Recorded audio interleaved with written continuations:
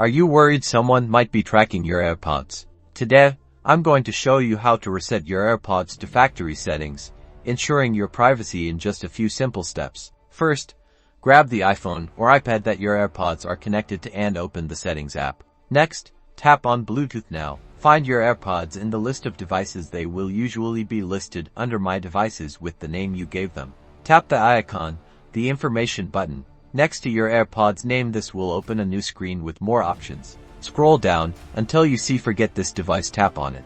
A pop-up will appear asking you to confirm. Tap Forget device again to confirm that you want to remove your AirPods from your Apple ID. Now, with your AirPods inside the charging case, close the lid, wait 30 seconds, then open the lid again.